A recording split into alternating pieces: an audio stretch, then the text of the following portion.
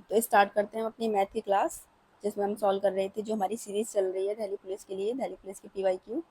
और इसमें हम सॉल्व करेंगे आज 24 के थर्ड शिफ्ट को। ठीक है, तो ये हमारी मैथ की सीरीज़ है। तो क्वेश्चन नंबर फर्स्ट देखिए, इसमें पूछा है कि 28 से छोटी सभी अभाज्य संख्याओं का योगफल ज्ञात कीजिए। तो 28 से छोटी सभी अभाज्य संख्या हमें बतानी है और उनका योग बताना है। ठीक है, तो 2 + 3 5 7 11 13 17 + 19 उसके बाद 23। ठीक है, बस यही है ना। अब इनको टोटल ऐड करना है और ये ऐड करने पे आपका आएगा 100। ठीक है, बस यही था इस क्वेश्चन में, ज़्यादा हार्ड नहीं था। क्वेश्चन नंबर सेकंड देखिए, रामू को कुछ दूरी तक पैदल चलने और आरंभिक स्थान तक सवारी से वापस आने में 1 घंटा 20 मिनट का समय लगता है। उसे दोनों तरफ तक पैदल चलने में 2 घंटा 30 मिनट का समय लग सकते हैं। तो दोनों तरफ सवारी से आने में उसके द्वारा लिया गया समय पूछा है, दोनों तरफ सवारी से आने में। ठीक है, मान लो पहले वो पैदल चलता है और आरंभिक स्थान तक सवारी से वापस आने में 1 घंटा 20 मिनट। ठीक है, यानी कि सवारी को वापस आने में कितना समय लगता है, 1 घंटा 20 मिनट। क्योंकि कि आंसर आपके सारे के सारे मिनट में दे रखे हैं, तो हम इसको मिनट में चेंज कर लेते हैं। यहाँ 1 घंटे की बात हो रही है, तो ये कितनी, 60 मिनट। ठीक है, 60 और 20 मिनट टोटल, ये हो जाएगा 80 मिनट, है ना। और यहाँ दोनों तरफ से वो कैसे है, दोनों तरफ से वो पैदल है, तो P + P। और टाइम कितना लग रहा है, यानी कि 2 घंटा, तो 120 मिनट ये और 30 ये, यानी कि यहाँ पे लग रही है 150 मिनट। ठीक है, उसके बाद इसने हमसे पूछा था कि दोनों तरफ से सवारी से आने में उसके द्वारा लिया गया समय पूछा है। ठीक है, तो यहाँ पे अब देखो, सबसे पहले तो यहाँ से 2p की वैल्यू निकल आएगी, इन दोनों को जोड़ देंगे, ये हो जाएगा 2p और ये हो जाएगा 150। ठीक है, डिवाइड कर देंगे तो p की वैल्यू निकल आएगी कितनी, 75। अब वो आप इसमें रख दीजिए, तो यहाँ से s की वैल्यू निकल आएगी फर्स्ट इक्वेशन से। ठीक है, तो यहाँ पे इसका मान कितना है, 75 + s इक्वल यहाँ कितना है, 80। तो s बराबर यहाँ से कितना आ गया, 5। यहाँ पे भी ये क्या कर रहा है, दोनों तरफ से, दोनों तरफ की बात कर रहा है, लेकिन ये तो एक तरफ की बात है। तो इसमें 2 से इंटू करेंगे, तो इधर भी 2 से इंटू करेंगे, 2 × 5 = 10 मिनट। तो ऑप्शन 4 इज राइट हो जाएगा। ठीक है, आगे देखिए क्वेश्चन नंबर, ये थर्ड है। ए, बी और सी एक कार्य को कितने दिनों में कर देते हैं, 10, 20 और 40 दिनों में पूरा कर सकते हैं। पहले दिन ए को बी से सहायता प्राप्त होगी। यहाँ से थोड़ा दिख नहीं रहा है, जो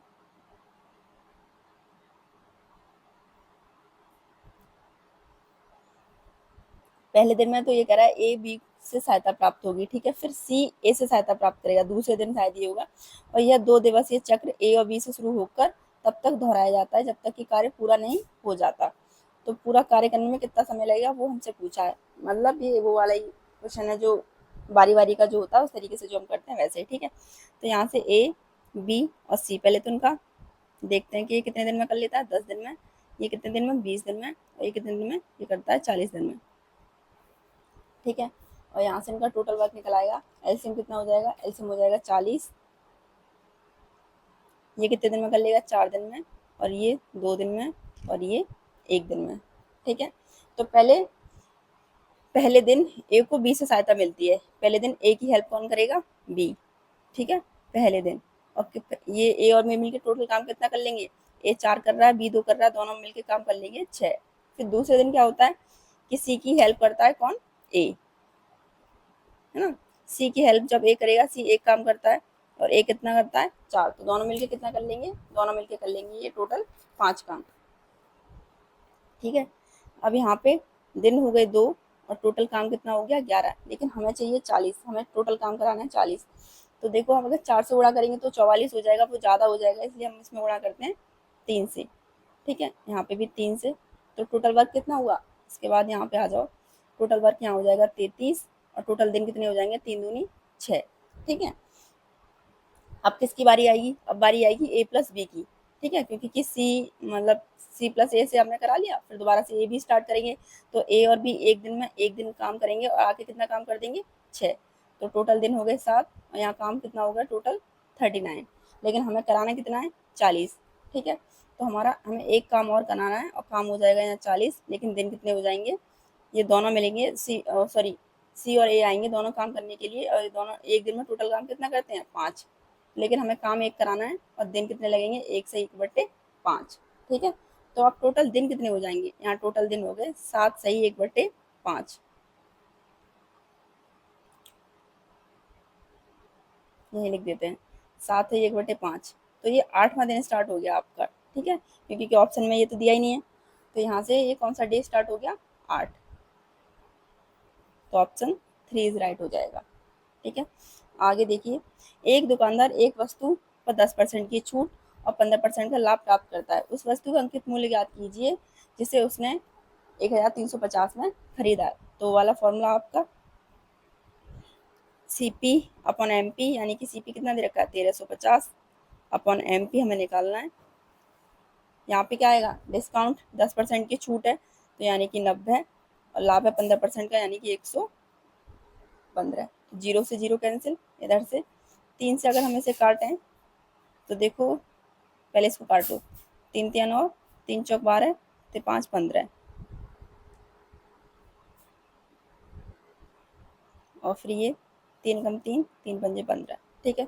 और एम पी इक्वल 115 गुणा 15, 15 पंजे 75, और देखो लास्ट में 5 सिर्फ इसी में दे रखा है यूनिट डिजिट से, अगर हम इसे करें तो ऑप्शन 4 इज राइट हो जाएगा, ठीक है। अब आइए क्वेश्चन नंबर 5 पर। एक शंक्वाकार तंबू की ऊर्ध्वाधर ऊंचाई कितनी दे रखी है? 42 डेसीमीटर दे रखी है, और इसके आधार का व्यास दे रखा है 5.4 मीटर। यदि प्रत्येक व्यक्ति को इतने घन डेसीमीटर की जगह की अनुमति दी जाती है तो यह कितने व्यक्तियों को समायोजित कर सकता है? तो यहाँ पे देखो, सबसे पहले हमें क्या करना है इसमें कि यहाँ पे एच आपको दे रखी है कितनी? 42 डेसीमीटर, ठीक है। और उसके बाद आपको व्यास दे रखा है, यानी कि हम यहाँ से अगर आर निकाल लें तो आर कितनी निकल के आएगी? आर निकल के आएगी, 2 से डिवाइड कर दो यानी कि 2.7 मीटर, ठीक है। ये मीटर में डेसीमीटर में तो बाद में चेंज कर लेंगे। यहाँ पे सबसे पहले हमें एक तरीके से मान के चलिए कि एन की वैल्यू निकालनी है, ठीक है। तो यहाँ शंकु का आयतन कितना होता है? 1/3 पाई आर स्क्वायर एच। 1/3 पाई की वैल्यू 22/7, आर की वैल्यू हमने यहाँ से निकाली 2.7 इंटू 2.7, एच की वैल्यू हमें पता है कितना है? 42, और ये बराबर किसके है? 2673, क्योंकि कि हमें ये पूछ रहा है कि कितने व्यक्तियों को समायोजित कर सकता है। तो मान लो यहाँ पे एन, ये एन की वैल्यू हमें निकालनी है, ठीक है। उसके बाद इसमें कुछ नहीं था, बस कैलकुलेशन ही सॉल्व करनी है। तो ये 7 या 21, और 21 से ये कितनी बार कटेगा? 2 बार, ठीक है। उसके बाद अगर हम इसे काटें, देखो 11 दूनी 22, और ये 11 से काटें इसको तो 11 दूनी 22, 4 बचेगा इधर, 11 चौक 44, 11 से कट कट जाएगा, 11 दूनी 22,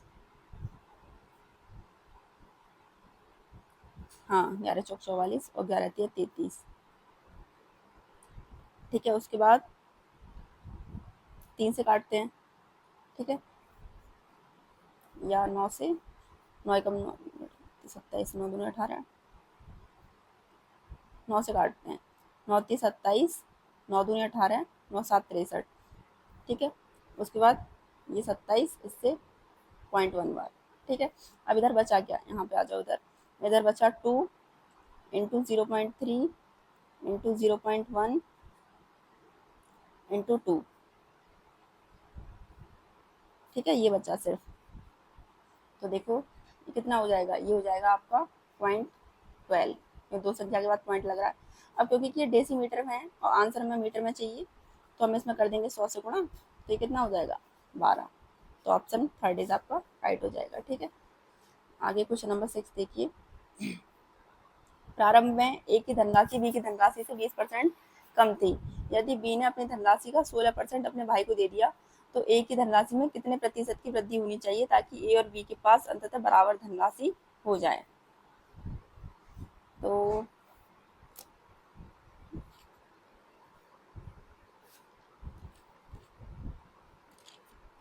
ठीक है, इसको देखते हैं। अब पहले तो हमें ये कह रहा है प्रारंभ में ए की धनराशि बी की धनराशि से 20% कम है, तो यहाँ पे ए की धनराशि, पहले बी की बताओ, क्योंकि कि ए की कम है तो बी की मान लेते हैं कि बी की 100 रही होगी स्टार्टिंग में धनराशि, ठीक है। अब ए की 20% कम है तो ए की कितनी हो गई, 80, ठीक है। अब इसमें कहा है यदि बी ने अपनी धनराशि का 16% अपने भाई को दे दिया, बी की है कितनी 100, इसमें से 16% अपने भाई को दे दिया, अब बी के पास बची कितनी 84, ठीक है, या 84%। तो ए की धनराशि में कितने परसेंट की वृद्धि की जाए, वृद्धि होनी चाहिए ताकि ए और बी के पास बराबर बचे। अब ए की कितनी है 80, बी कितनी है 84, तो कितनी परसेंट की वृद्धि होनी चाहिए, 4 की, ठीक है। किस पर होनी चाहिए, ए पर, यानी कि 80 गुणा में क्या 100, तो 0 से 0 कैंसिल, 4 से ये 2 बार और 2 से ये 5 बार, तो यानी कि 5% की वृद्धि होनी चाहिए, तो इनके पास बराबर धनराशि हो जाएगी, ठीक है। आगे क्वेश्चन नंबर 7, इसका एवरेज निकालना है, तो 24 प्लस 39 प्लस वाई अपॉन में कितनी हो गई टोटल नंबर 3 और यहाँ पे 33, ठीक है। उसके बाद कुछ नहीं, इनको जोड़ना है, तो जोड़ के ये हो गया 63 प्लस वाई और इधर कितना हो जाएगा 99, तो वाई इक्वल 99 63 और आ जाएगा 36। यहाँ हमसे पी अपॉन क्यू के रूप में इसको पूछा है, क्या होगा, तो देखो जितनी संख्या के ऊपर बार लिखा होता है उतना लिखते हैं, जिसके ऊपर बार नहीं लिखा होता माइनस करते हैं, तो बार तो किसी के ऊपर है, मतलब जिसके ऊपर बार नहीं होता वो सब नंबर माइनस किया जाता है, तो किसके ऊपर बार नहीं है, 0 के ऊपर, तो उसका कोई मतलब ही नहीं है। जिसके ऊपर बार है उतने नीचे 9 होते हैं, तो यहाँ 2 बार 9 आएंगे, ठीक है, 2 संख्या के ऊपर बार है तो 2 बार 9, इसको काट दो 7 से, या 9 से 9 7 63, सॉरी 7 से 9 7 63, 9 एकम 9 9 एकम 9, तो ऑप्शन सेकंड इज राइट हो जाएगा। ये प्रैक्टिस सेट मुझे लगा अब तक का सबसे इजी था, ठीक है। अगर टफ भी लगा हुआ तो एक दो क्वेश्चन ही हैं, बाकी ये अब तक का सबसे अच्छा प्रैक्टिस सेट था।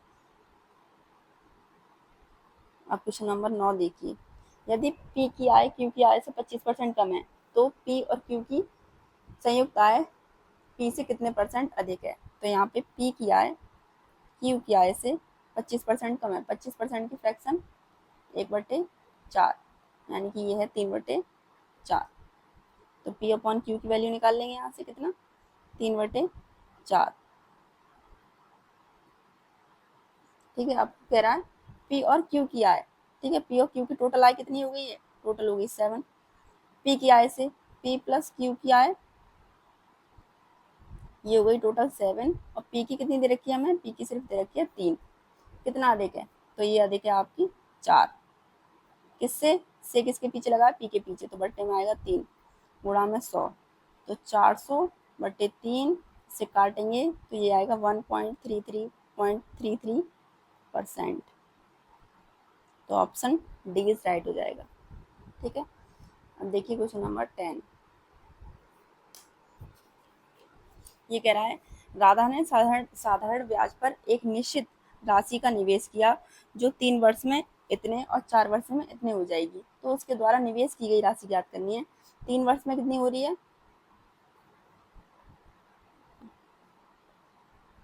पहले 4 वर्ष में लिखते हैं,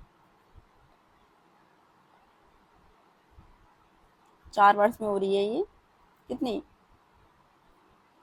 17,400, ठीक है, और 3 वर्ष में हो रही है ये 16,200, तो यहाँ से ये आपका अमाउंट है, ये क्या है अमाउंट, अमाउंट मतलब मिश्रधन, ठीक है। तो यहाँ से ब्याज कितनी मिलेगी हमें, तो मान लो समय है ये, 1 साल में कितना ब्याज मिल जाएगा, माइनस करेंगे तो आ जाएगा 1200, मतलब 1 साल में आपको ब्याज मिली 1200, लेकिन हम 3 साल की निकाल ले रहे हैं, हमें 3 की चाहिए, यहाँ पे 3 का दे रखा है, 3 वर्ष में इतनी हो जाती है, ठीक है। तो जब इसमें 3 में गुणा करेंगे तो यहाँ पे भी 3 में गुणा होगा, तो ये हो जाएगी कितनी 12 36, यानी कि 3600, ठीक है। ये निकल के आई आपकी क्या ब्याज, कितने साल की 3 साल की, 3 साल का आपके पास अमाउंट दे रखा है। पहली बात तो ए बराबर क्या होता है, SI प्लस P। 3 साल का आपके पास अमाउंट ये दे रखा है, यानी कि कितना, 16,200। 3 साल की ब्याज आपने निकाल ली, कितनी निकल आई, 3600। अब आपसे P पूछा था, तो P निकाल दो, इसमें से 16,200 में से 3600 माइनस कर दो, तो क्या निकल आएगा, P। माइनस करने पर क्या आएगा, यही आपका 12,600। तो राइट आंसर हो जाएगा ऑप्शन सेकंड। ठीक है, क्वेश्चन नंबर 11 देखिए।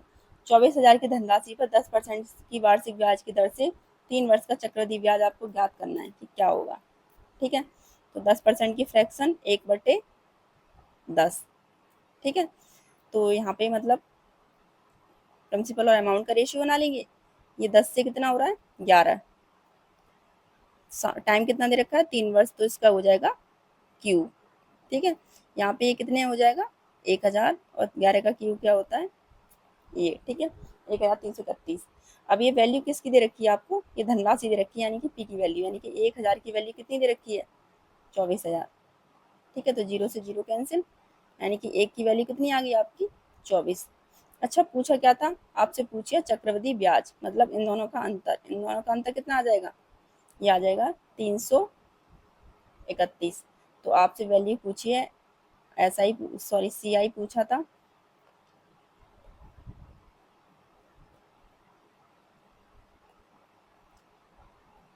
और CI निकल के कितना आया आपका, 331 में गुणा कर देंगे 24 से। ठीक है, तो देखो लास्ट में 4 होना चाहिए, सभी में ही 4 है, तो 24 एकम 24, 2 बचा, 24 दिया,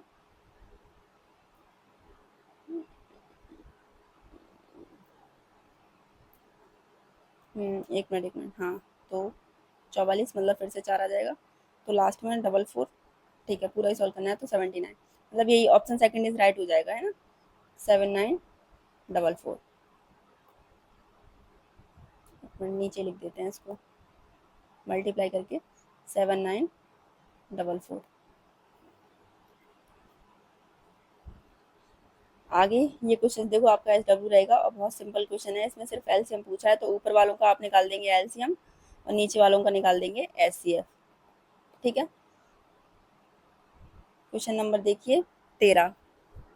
इसमें क्या था, इसमें ये था x की वैल्यू आपको दे रखी है, और इसमें यही पूछा था कि इनको सॉल्व करने के बाद इनको लगाना है आपको आरोही क्रम में। तो देखो x सॉरी 6 इंटू एक्स की वैल्यू कितनी है, 6/5। ठीक है, दूसरा क्या है, 37/6। फिर 6 माइनस 6/5, फिर क्या दे रखा है, 5 प्लस 6/5।